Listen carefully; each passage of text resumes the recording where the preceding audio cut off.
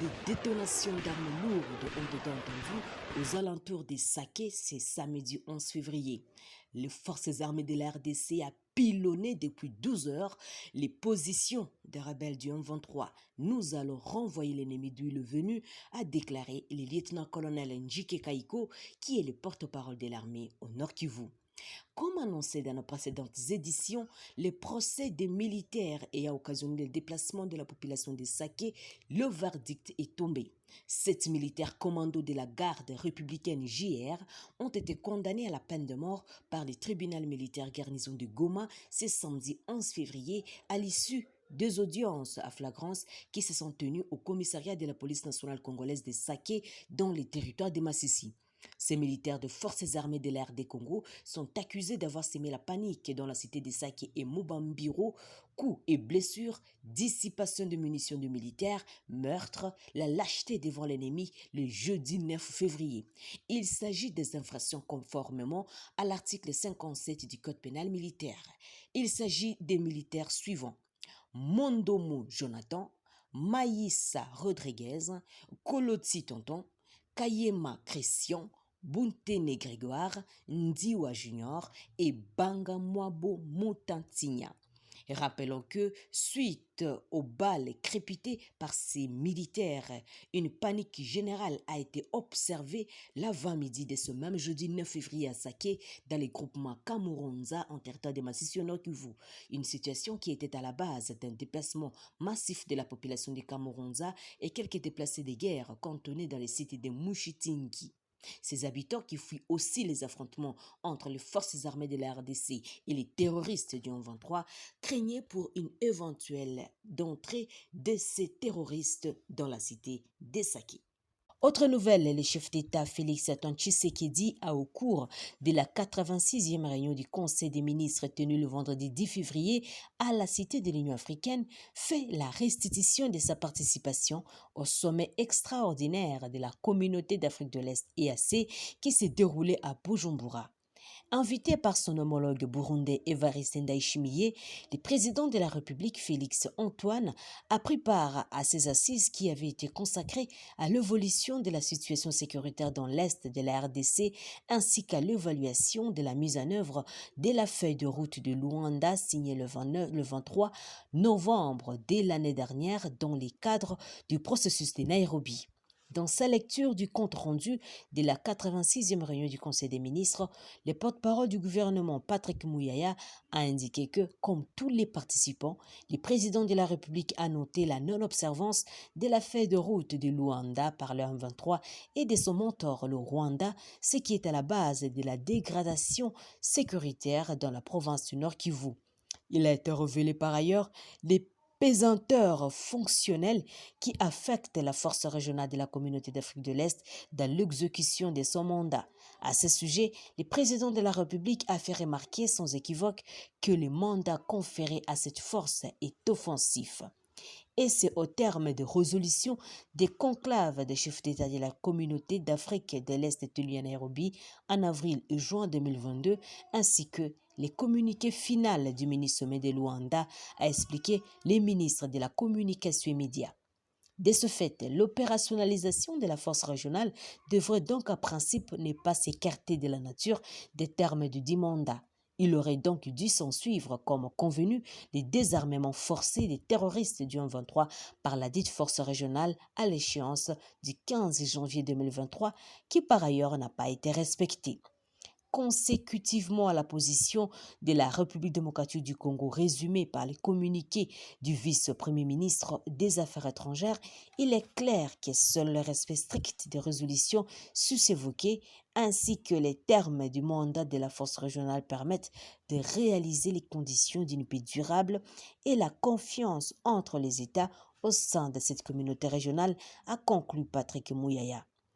Pour rappel, dans un communiqué de presse publié un jour plus tôt, l'Association congolaise pour l'accès à la justice ACAJ indiquait que la force régionale d'intervention de l'EAC avait un lieu et place de défendre l'intégrité territoriale du pays et d'assurer la sécurité de la population meurtrie en collaboration avec le FARDC constitue paradoxalement une stratégie mieux une arnaque politico-militaire dont le dessein est de participer à la balkanisation de la République démocratique du Congo sous couvert de l'EAC.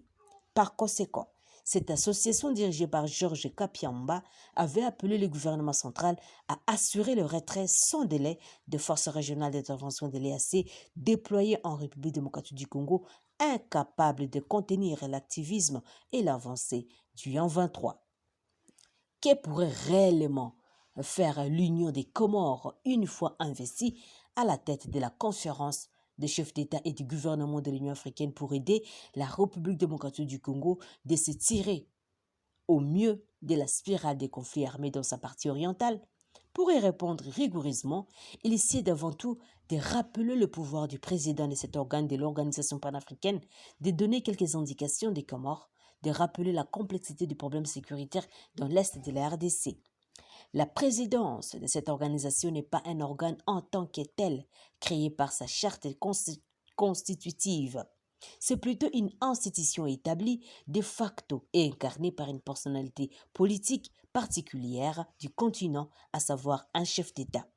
C'est la qualité du leadership du président de la conférence des chefs d'État et de gouvernement de l'Union africaine qui formate et détermine la portée de sa fonction au-delà des considérations symboliques liées au cérémonial et procédures prévues dans les règlements intérieurs de la dite organisation.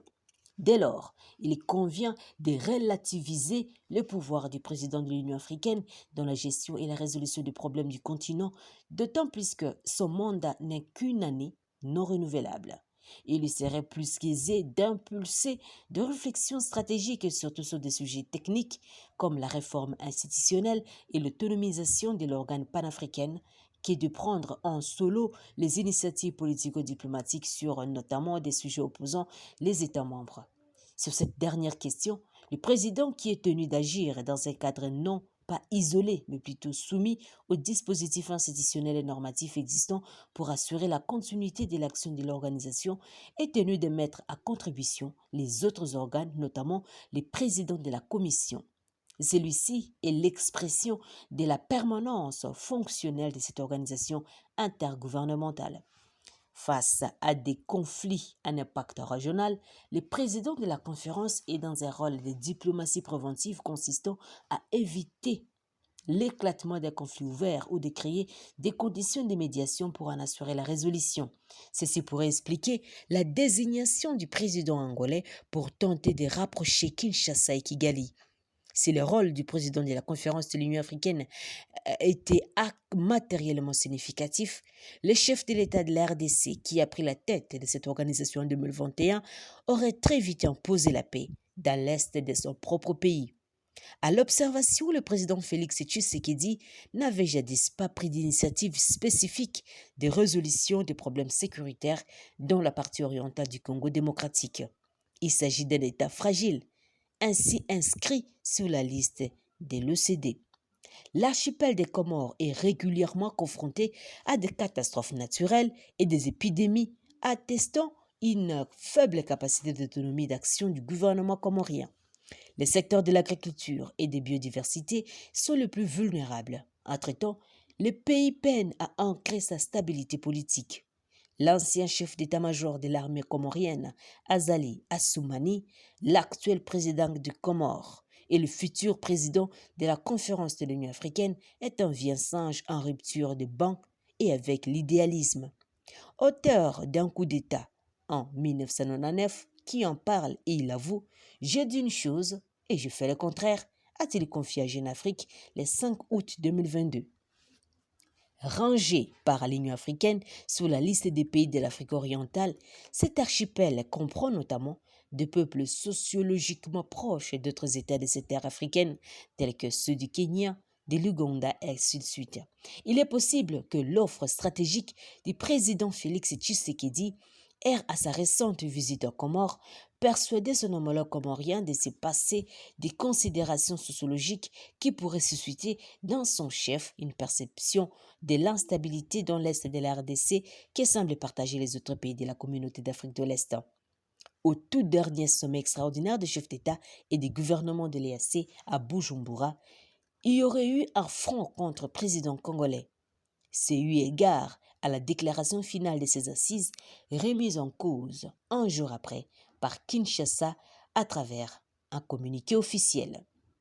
Il est imprudent de ne pas considérer ou analyser la complicité, la complexité à la base de la persistance des cycles de violence armée dans la façade orientale du pays, la République démocratique du Congo. Chers téléspectateurs d'Afro-Info des 143, c'est par ici que s'achève notre émission. Merci de votre patience et de nous avoir suivis jusqu'à la fin. N'oubliez pas de vous abonner. Activez la petite cloche de notification pour recevoir nos informations à temps réel. D'ici là, portez-vous bien et à la prochaine.